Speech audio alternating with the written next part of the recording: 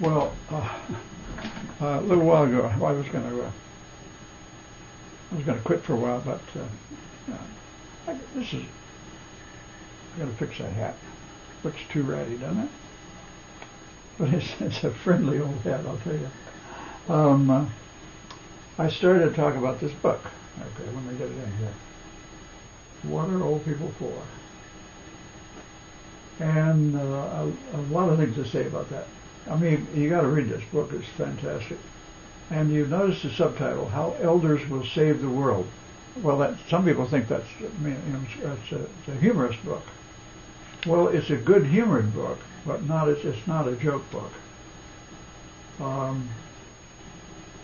And that beautiful picture of the very old hand touching the baby's face. The first time I saw something that reminded me of that wonderful relationship that can exist between the very young and the very old was when Felix Green first got into China, when China just opened up before Nixon went there. A guy named Felix Green from England went over there and took some pictures. He actually made not only pictures, but I think some movies too. They let him in. They weren't letting any Americans in yet, but the English were they looked upon them a little more friendly. So Felix, one of the pictures, the most outstanding picture to me that Felix took was and I wish I had it here to show you, since we have video. It's probably out there on the internet somewhere. Very, very old Chinese lady and a very young baby in her arms. And the look between them, I think they were either they may have been looking at each other, or maybe they were looking at you. Anyway, you're looking at both of them in this picture. And the rapport, the peace and beauty of that picture just really knocked me out. And I have thought a lot since then about the relationships, the really wonderful relationship that can exist across generations, 2 or even 3 generations apart. A friend of mine who's a Montessori teacher told a wonderful story that when they're teaching the kids like the Montessori school, and when the parents come to pick them up, they don't want to go home. They're having too much fun. Unless their grandparents are visiting at home, and then they can't get out of there quick enough. They want to go see Grandpa and Grandma. All right. And you could go into a whole long thing about how grandparents are more seasoned, and they're more laid back, and they're a little wiser in many ways, and they're easier to be with. I remember my mother's parents. Now, not all my siblings had this experience, but I just loved having them in our house. I thought it was just with Mom and Dad, it was a lot lonelier, especially with Dad going off to work every day, and kind of the actual immaturity of your patients, of your parents. It's a weird thing to say, but your parents are not very mature yet, even though my dad was 57 when I was born, which is unusual.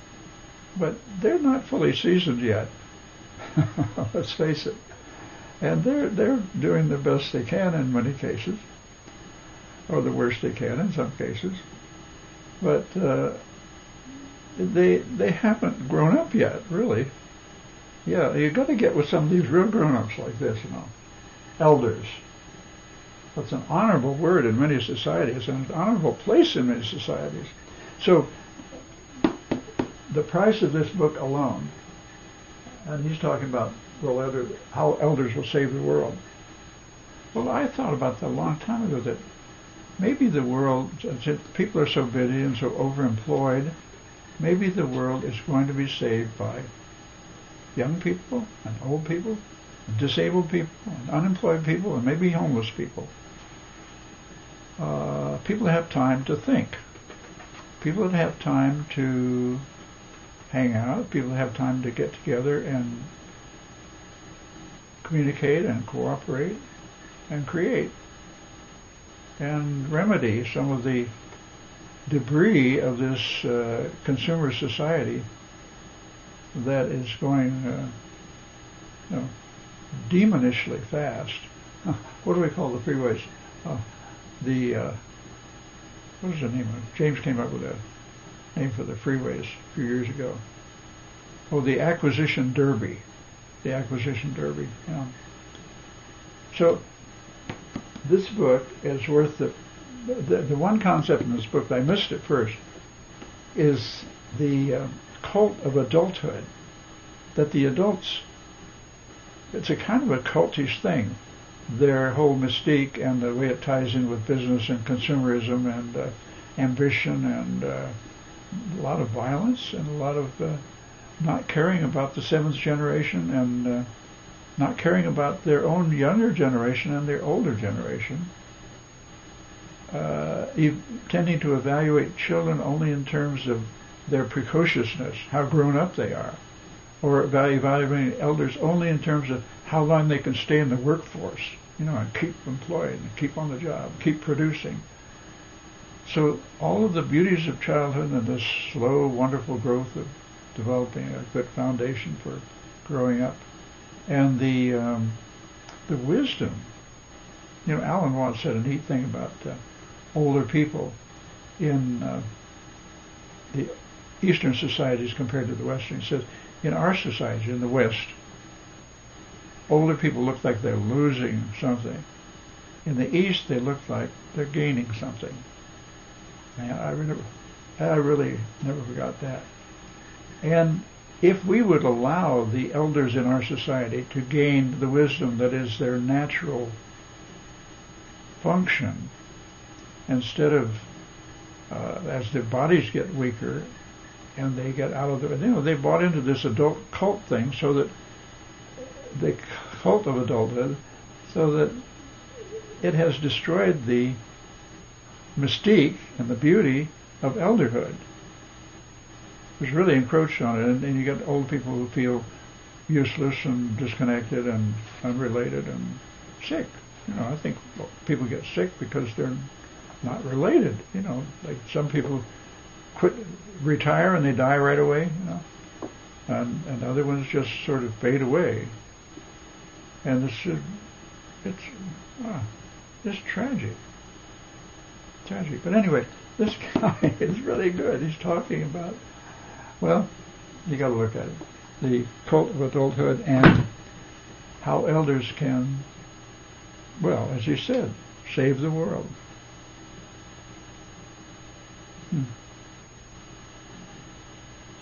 So we were talking about wonky bubbles and right-sized groups, and I think everybody needs a team, a support group, besides their family.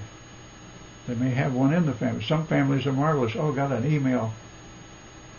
My first video that I put on, I got a response from a friend of mine back in on the East Coast in Virginia. And she said that when she was growing up, her grandparents lived with them, and maybe some other folks as well, and they got along great, And she enjoyed their company so much that she didn't always want to go play with her friends because there was such neat company at home. Can you believe that? Now, in this alienating culture where sometimes the parents feel like they're just running a dormitory for these kids, and the kids belong to the pop culture and the media, some of which is pretty bad, and the parents, if they're going out to work all the time, and it's so corrupting in so many ways, of real community. All that, right?